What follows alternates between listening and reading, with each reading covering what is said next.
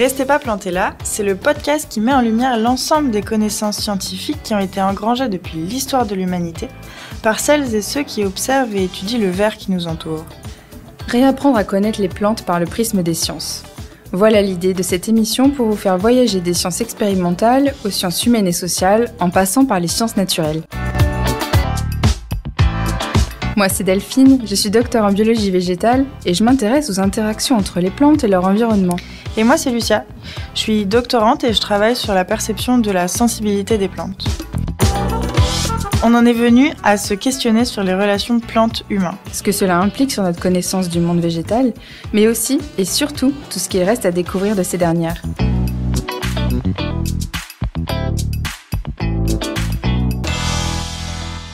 Comment appelle-t-on les travaux de recherche en biologie sur les plantes ? Y a-t-il un lien avec les neurosciences ?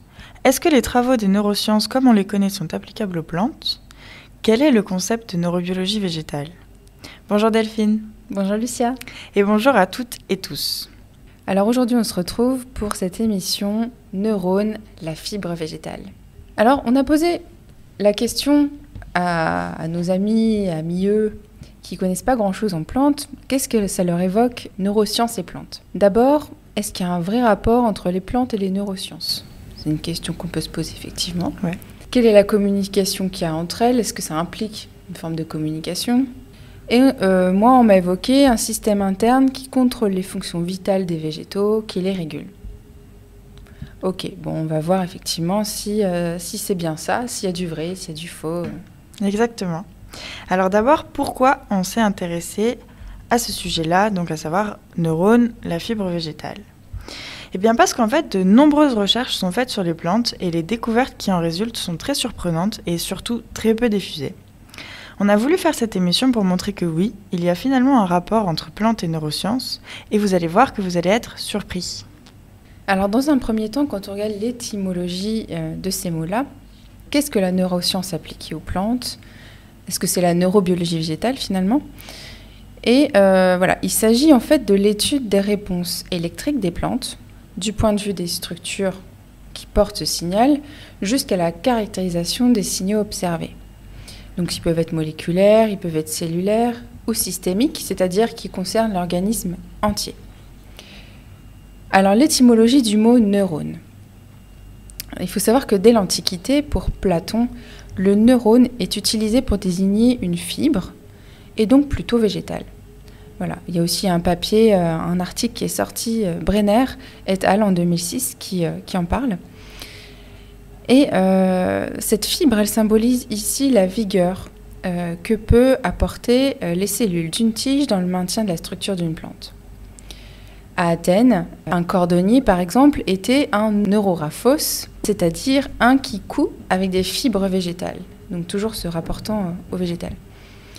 Le neurone signifie tout ce qui est de nature fibreuse dans le lexique grec-anglais classique pour Liddell and Scott.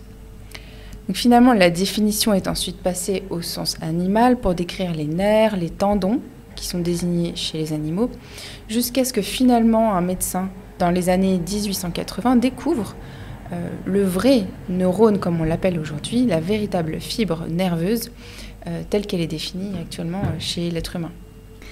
C'est quand même impressionnant parce qu'un terme qu'on utilise exclusivement pour les animaux humains et non humains vient des végétaux finalement. La description est de végétaux. Et moi j'ai été surprise parce que de mon côté j'ai regardé l'étymologie du mot cellule et en fait son étymologie du latin cella fait référence donc au premier abord à une petite chambre, une chambre de moine comme une cellule de prison. En fait, vraiment une petite pièce où on enferme séparément les prisonniers. Pour être plus précise, l'inventeur du terme cellule, dans le terme où on l'entend en biologie, s'appelle Robert Hooke et il a eu de nombreux centres d'intérêt, dont la microanatomie des tissus végétaux. Et lorsqu'il a regardé donc, avec un microscope, il a observé des coupes d'écorce et dans ces coupes, il a observé des alignements de petites chambres carrées ou hexagonales juxtaposées, séparées les unes des autres par des parois. Et en fait, le mot cellule, en biologie, a d'abord été utilisé chez les végétaux car dans son observation, Robert Hooke a assimilé le truc rond dans le truc carré comme un moine dans sa cellule. D'où le terme de cellule, parce que c'est les parois, en fait, de la cellule végétale. Avec à l'intérieur la membrane plasmique. Exactement. Ok, bon, encore un mot qui vient de l'observation chez les végétaux. Ok. Du coup, tout ça pour dire qu'un neurone, en fait, un neurone, c'est une cellule différenciée, on est d'accord, chez les animaux et donc les êtres humains, et d'où cette référence à la définition du mot cellule que tu nous as donné. Alors maintenant, si on se penche un petit peu sur la genèse du mot neurone et tout ce qui s'en rapporte, quelles sont les premières découvertes finalement qui ont mis en lumière une signalisation électrique chez les plantes? Alors, moi j'ai fait une licence de psychologie et j'ai fait un master de neurosciences, parcours moléculaire, cellulaire et intégré. Et j'ai appris en dernière année de master, parce que je me suis décidée de me diriger vers les plantes, que les plantes génèrent des signaux électriques. Et du coup, c'est toi qui as demandé ou est-ce qu'on t'a fait un cours directement là-dessus? C'est moi qui ai demandé. D'accord. Ça n'a rien à voir avec le master. En master, même les gens de ma promo n'étaient pas au courant. Oui. Donc c'est vraiment quelque chose qui ne se sait pas. Pourtant, c'est en 1873 que Burdon Sanderson a montré que les plantes, bien qu'elles n'aient pas de neurones, génèrent des signaux électriques. Et en fait, plus tard, Bose, en 1906, il a confirmé les travaux de Burdon Sanderson, et ça a été le premier à reconnaître l'importance omniprésente de la signalisation électrique entre les cellules végétales dans la coordination des réponses à l'environnement. D'accord. Donc ça date quand même d'il y a quelques années, cette observation-là. Et finalement, donc ce que tu nous dis là, c'est que dans l'enseignement des neurosciences, vraiment, c'est focalisé sur les animaux, quoi. Oui, complètement. Il n'est pas question même de parler de plantes dans ces cas-là. Pourtant, elles ont donc une signalisation électrique. Et donc on peut les étudier également de la même manière qu'on étudie les signalisations électriques chez les cellules animales. Oui, a priori, oui. Alors, qu'est-ce qu'un signal électrique? Qu'est-ce qu'une signalisation électrique? Eh bien, en fait, c'est une communication voire inter-organisme qui est basée sur un changement de potentiel membranaire à travers une continuité de cellules. Donc, chez les plantes, pas de neurones. Donc, il y a d'autres systèmes qui permettent cette diffusion de l'information électrique. Donc, chez les animaux, il s'agit des nerfs, des neurones. Et chez les plantes, donc ces signaux électriques vont être conduits des cellules de la zone du stimulus, qui peut être la feuille, la racine, la tige, voilà, vers des cellules, des vaisseaux qui sont conducteurs, donc qui sont plus dans la tige, principalement de la plante, pour ainsi être propagés, relativement rapidement quand même, dans toute la plante. Donc il n'y a pas de tissu ni d'organes différenciés dédiés à cette signalisation, comme on peut observer chez certains animaux, encore pas tous. Par exemple, chez les éponges, il n'y a pas de neurones, il n'y a pas de... pourtant c'est un animal. Donc voilà, pas d'organes différenciés. Alors pour rappel, les vaisseaux conducteurs sont des cellules qui sont alignées de la pointe des racines vers l'apex caulinaire de la plante, donc tout en haut, formant ainsi ce qu'on appelle des vaisseaux. Donc il existe deux types de vaisseaux chez les plantes, le xylème et le phloème. Le xylème constitué de cellules qui sont mortes, donc il ne reste plus que les parois des cellules, donc ce que tu appelais dans ta définition de cellule, voilà, ce qui enferme en fait la cellule. Voilà. Ouais. Donc ça crée des espèces de tuyaux qui permettent les mouvements d'eau, etc. Et le phloème, qui lui est un autre système de vaisseaux qui est formé de cellules vivantes qui vont transmettre des signaux de façon active via des pores et des signalisations cellulaires. Voilà. Bon, je ne vais pas rentrer plus dans le détail ici parce que ce n'est pas l'objet, mais en gros, ces vaisseaux-là ont l'objet de faire circuler l'eau dans la plante, les nutriments, les informations biochimiques, chimiques, hormonales, à travers toute la plante encore une fois, dont l'information électrique. Et bien justement, pour continuer dans cette information électrique, peu après la découverte de l'existence de signaux électriques chez les plantes, Alexander von Humboldt, qui menait des expériences sur les animaux, donc y compris lui-même, humain, non humain, et les plantes, en a conclu que la nature bioélectrique des animaux et des plantes est basée sur les mêmes principes, dans un article de 1973. Donc, c'est une idée qui ne date pas du tout d'aujourd'hui. Et bien des découvertes ont suggéré que l'excitabilité des cellules végétales pourrait être un moyen de communication intercellulaire des plantes, et malgré l'existence de démonstrations répétées de signaux électriques à longue distance dans les plantes, ces travaux ont perdu de popularité lorsqu'on a découvert les effets des hormones végétales. Qui donc ont pris de l'importance. C'est ça. À ce moment-là, on a vraiment mis ces phénomènes-là sur ce paradigme-là. Donc on a laissé de côté un peu la signalisation électrique, qui est en plus pas facile à interpréter. Exactement. Alors que les hormones végétales, souvent, on observe un effet assez évident sur la plante. Et peut-être c'est un peu plus facile à observer aussi. Alors il existe différents types de signaux électriques qui existent chez les plantes. Les principaux sont, dans un premier temps, le potentiel d'action laïque. Alors pourquoi laïque ? Parce qu'en fait, le potentiel d'action a été d'abord explicité chez les animaux.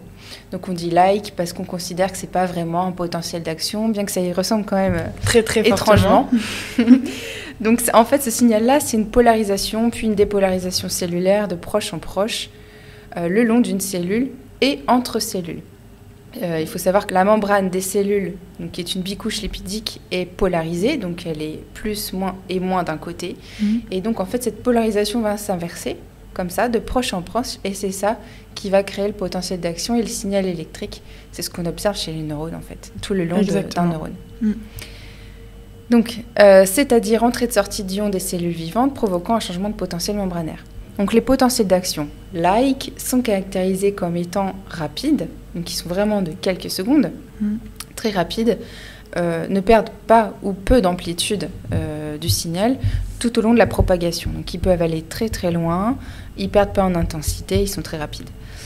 Par exemple, chez les plantes carnivores lédionnées, c'est un potentiel d'action qui est entraîné par le contact avec l'insecte qui va provoquer la fermeture du piège, d'où la rapidité du mouvement qui en suit.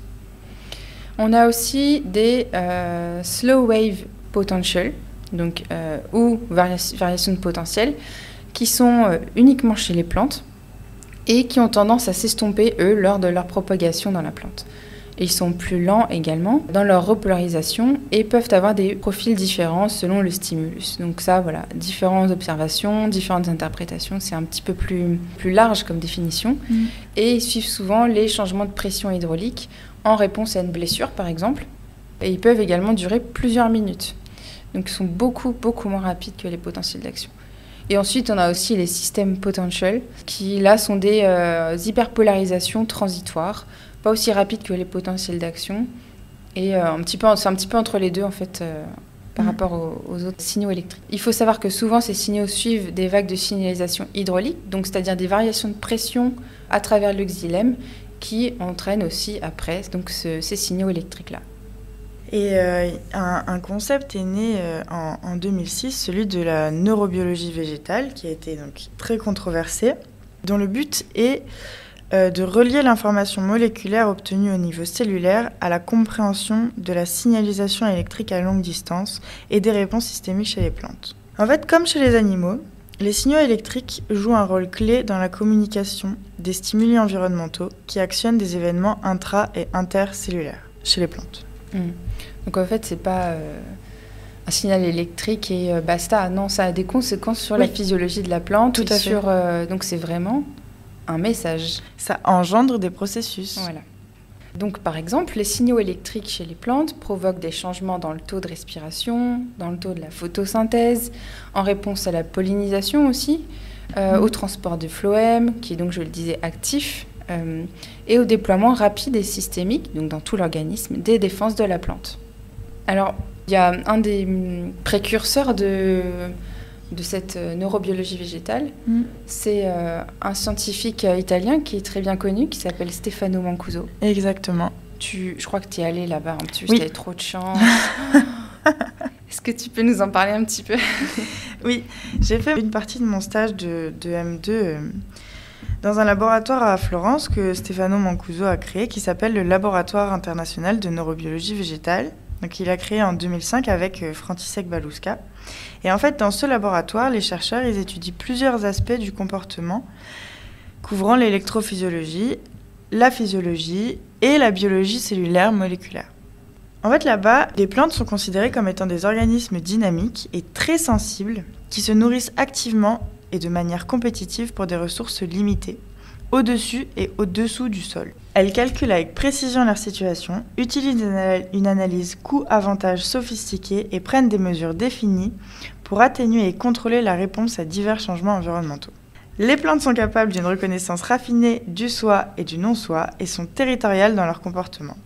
Alors, vous l'avez compris, en neurobiologie végétale, on n'hésite pas à utiliser des mots qui sont controversés, qui créent énormément de discorde entre les physiologies des plantes et les chercheurs qui font partie de la neurobiologie végétale. Et quelque part, les chercheurs n'ont pas peur d'utiliser des mots comme intelligence végétale, conscience végétale. Et ça, souvent du fait qu'ils observent des phénomènes biologiques qui ressemblent à ce qu'on peut observer chez les animaux. Exactement. Et en fait, on est capable de mesurer cette sensibilité et cette réaction rapide, et la façon dont elles sont capables de s'adapter assez rapidement aux stimuli environnementaux. Et cette nouvelle vision considère en fait les plantes comme des organismes de traitement de l'information avec une communication complexe dans l'ensemble de la plante individuelle. Alors, il est possible d'utiliser des techniques similaires chez les végétaux que celles qu'on utilise en recherche animale, comme par exemple l'électrophysiologie.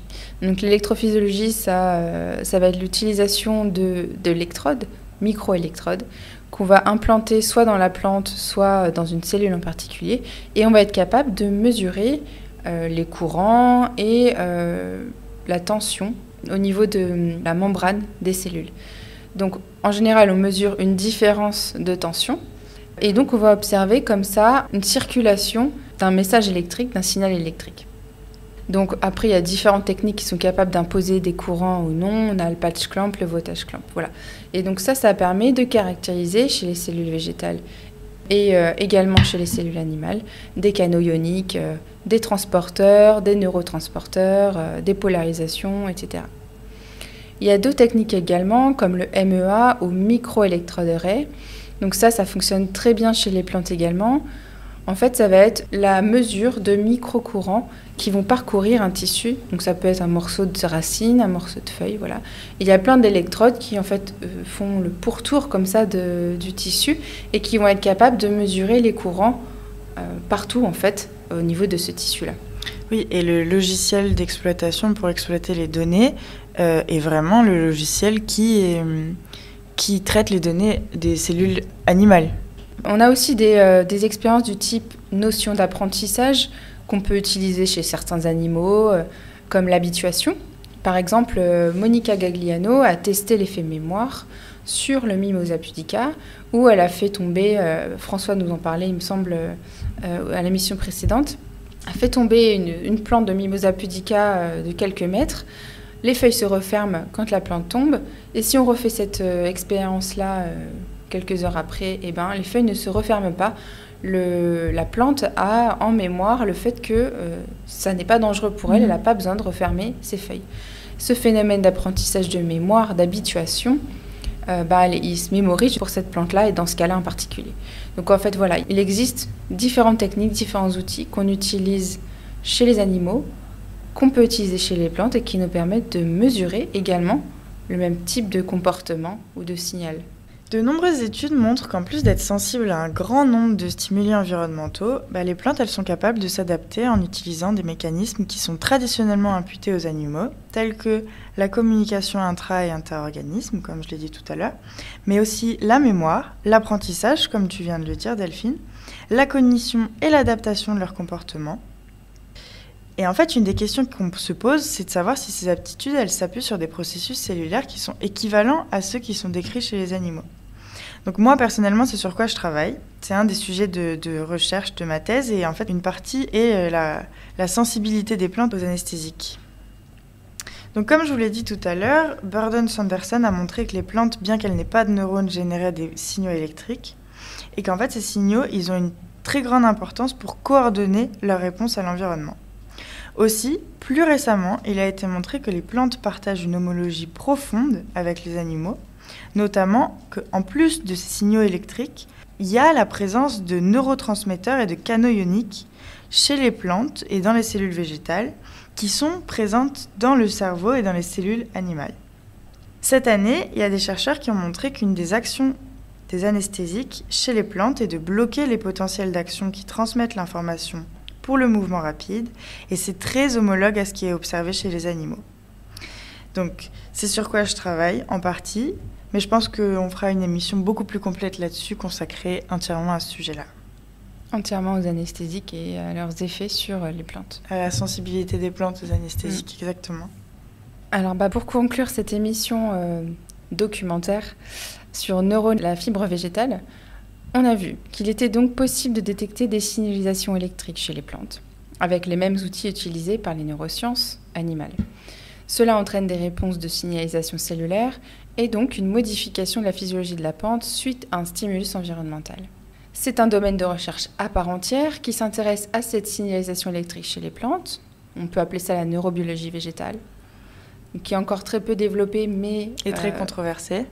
Et très controversée, qui demande justement à être défrichée, à être explorée. Si vous souhaitez vous renseigner plus sur le sujet, tu as des conseils, Lucia ? Alors oui, moi, un des articles qui m'a beaucoup aidé à comprendre, c'est l'article qui a annoncé la naissance de la neurobiologie végétale de Brenner et al. En 2006. En effet, beaucoup des informations qu'on a pu dire viennent d'ailleurs de cet article. Et puis oui, il se trouve que si vous voulez aller un petit peu plus loin aussi, la page Wikipédia intitulée « Sensibilité des plantes » est aussi très bien documentée. Et voilà, c'est un bon début pour se faire son avis, en plus de ce magnifique documentaire que vous venez d'écouter. Voilà. Et merci beaucoup Delphine pour cette émission. Merci à toi Lucia. On espère que vous avez passé un bon moment et on vous donne rendez-vous pour la prochaine émission. En attendant, restez pas plantés là.